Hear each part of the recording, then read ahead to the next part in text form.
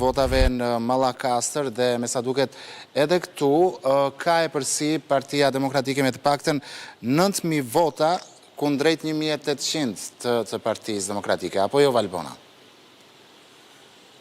Emiliano, përshëndetje, kam pak probleme me audion, por gjithsesi të dëgjova. Për përfundimin e procesit të numërimit të votave në Mallakastër dhe sigurisht edhe entuziazmin e pritshëm të mbështetësve të Partisë Socialiste, sepse kemi një rezultat të thellë, ashtu si kundër fakt ne folëm mbrëmjen e kaluar dhe u bë një parashikim në lidhje me atë se si do të reflektohej rezultati midis Partisë Socialiste dhe Partisë Demokratike në Mallakastër dhe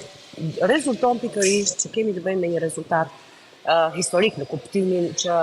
asnjëherë në asnjë palë zgjedhje, të paktën gjatë 2 dekadave të fundit, PD-ja dhe Partia Socialiste në Mallakastër nuk kanë patur ndonjë diferencë kaq të madhe. Kemi të bëjmë me një diferencë prej përafërsisht 7.000 votash. Pra, është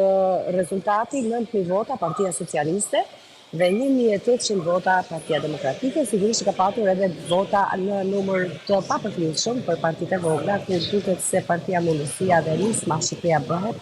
janë ato që jo vetëm në Mallakastër, por edhe në bashkinë e tjera të vogla, si Patosi, Rostoveci, por edhe në bashkinë e Fierit, ku jemi duke monitoruar dhe parë procesin e numërimit të votave, kanë dhe kemi një tendencë për të marrë vota, ndryshe nga partitë të tjera të vogla që nuk kanë marrë pothuajse fare. Në këto momente që flasim, procesi i numërimit është duke u përfunduar, pra duke u mbyllur edhe në Rostovec dhe në Patos. Pak minuta më parë, unë kam komunikuar me komisionerët përkatës të zonave të administrimit të zgjedhor në Patos dhe në Rostovec dhe më është komunikuar se janë drejt mbylljes. Në Rostovec në këto minuta që flasim mund të kemi pikërisht një situatë të ngjashme me atë të Mallakastrës në këto momente, ku mbështetësit e Partisë Socialiste duar trokasin, sepse në fakt në Rostovec ka një rezultat ashtu si edhe në Patos, pavarësisht se